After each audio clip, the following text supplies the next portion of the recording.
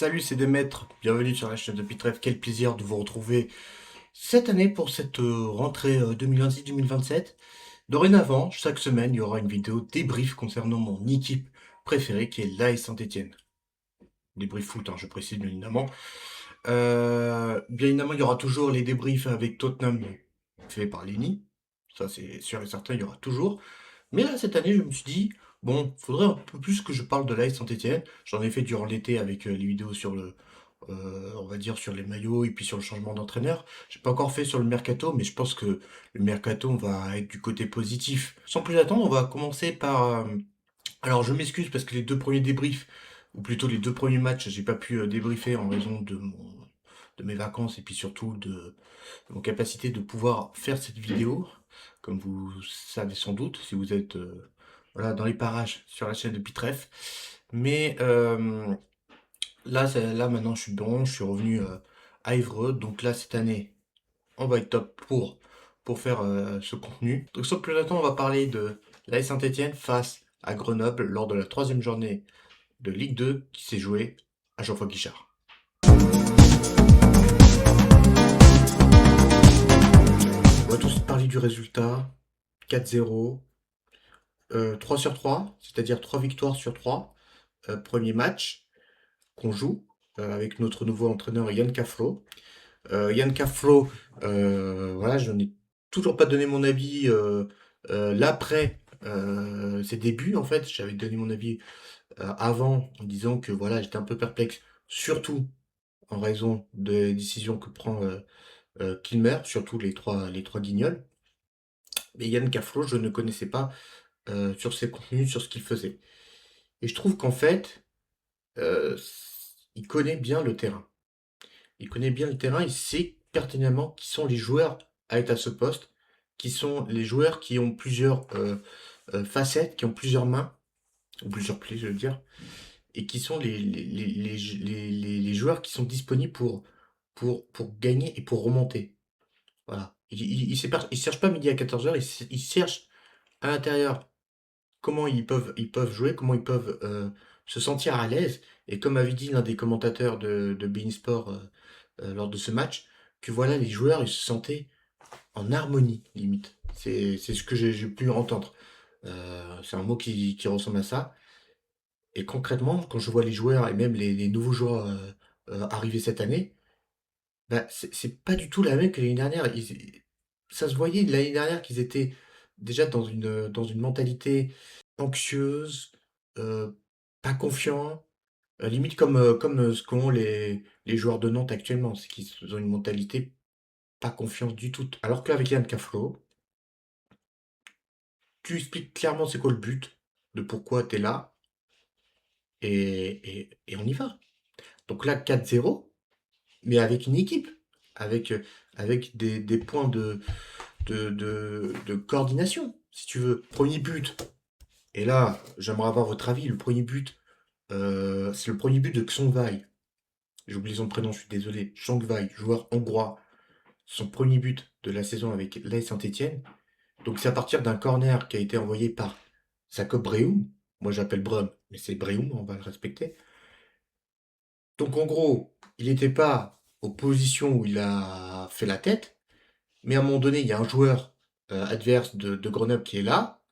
Qu'est-ce qu'il fait? Bah, il signale qu'il est derrière. Il va pas le bousculer, il va pas le faire tomber. Il signale qu'il est derrière pour éviter que il se blesse. Moi, c'est simple. Il prévient le joueur, il me saute, tête, rentrée. Voilà, il y a pas de faute. Si c'est une faute, une mini-faute, bah, j'aimerais bien qu'on signale à chaque match, en fait, alors. Deuxième but. Deuxième but, c'est génial. C'est Tierno Ballo. C'est son deuxième but, si je ne me trompe pas. Deuxième but, euh, un tir. Voilà. Avec l'aide de Cardona. Voilà. Cardona est toujours dans sa position, à droite. Il fait une passe. Tierno tire. Meilleur but. Ça rentre dedans. Pied. Impeccable. Et en fait, ça recommence en fait. Ça veut dire qu'on recommence les meilleurs moments. Comme on a eu face à Sochaux, comme on a eu face à Clermont. Avant de parler du troisième but, j'aimerais préciser que voilà, il y a eu le remplacement de Jacob Brehum qui sentait qu'il y avait une pointe au niveau de ses genoux. Je tiens à rappeler que voilà, malheureusement, il y a eu pour moi une faute qui aurait dû être sifflée sur le fait qu'un joueur grenoblois avait pris la jambe droite, si je me trompe pas, de Brehum, ou la jambe gauche, et que malheureusement, bah, ça lui a un peu causé des problèmes et qu'il est sorti illico presto de la part de Yann Kaflo qui voulait le sécuriser. Bah oui, quand t'as un excellent joueur, faut le sécuriser quoi qu'il arrive. Et ce qui est bien, c'est que il a fait rentrer David Tachvili. Entre parenthèses, David Tachvili, Stassin, je sais pas du tout s'ils vont rester. Pour ma part, j'espère qu'ils vont rester. Mais je pense que pour Lucas Stassin, s'il a envie d'aller dans un autre club de l'élite, comme Strasbourg ou je ne sais quoi, voilà, moi j'avais entendu West Ham l'année dernière, mais dites-vous, c'est depuis un an qu'on dit que Stassin va partir, Stassin il reste pour le moment. Et s'il part, bah écoute, je lui souhaite une belle carrière, hein. C'est un jeune, hein, il a mon âge.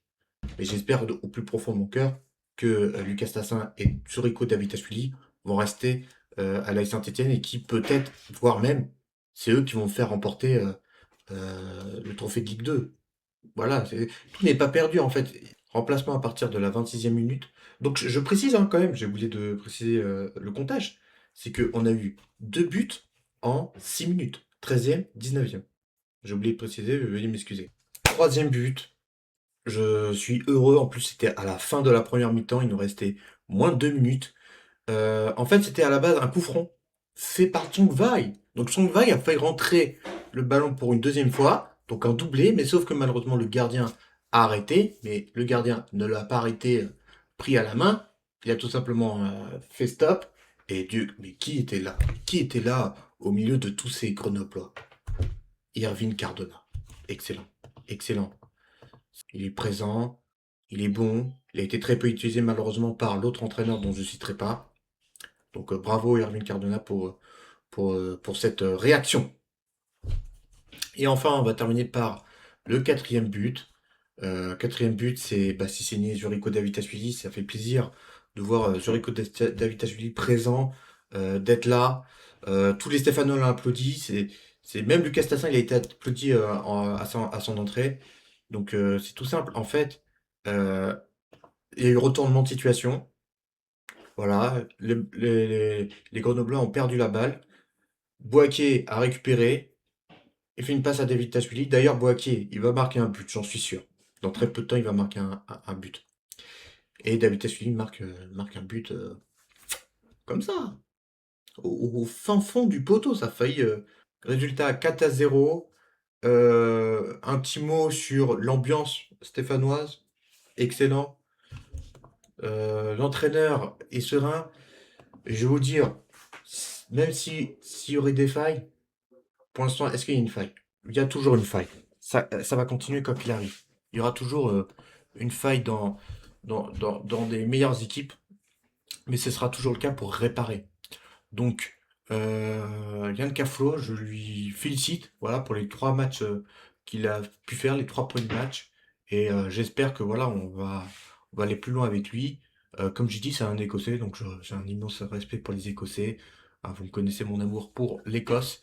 Donc, prochain match qui aura lieu non pas un samedi à 20h, mais un lundi à 20h45, parce que samedi, il y aura le derby breton entre Nantes et Guingamp qui se jouera au stade de Guingamp. Quel club de merde, hein. Je suis désolé, hein, j'ai plus de respect pour j'ai plus tellement de respect pour ce club. Voilà, je dis ça.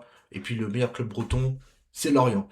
Merci à toutes et à tous. Je vous donne rendez-vous très bientôt pour une prochaine vidéo. N'hésitez pas à vous abonner à la chaîne, de liker cette vidéo si ce n'est pas déjà fait, de commenter, ainsi que de nous suivre sur nos réseaux sociaux, Instagram, PitRefProd, Discord, Twitch, Kik. Les liens se trouvent dans la description en bas de la vidéo. Et je vous dis à très bientôt. Salut, salut!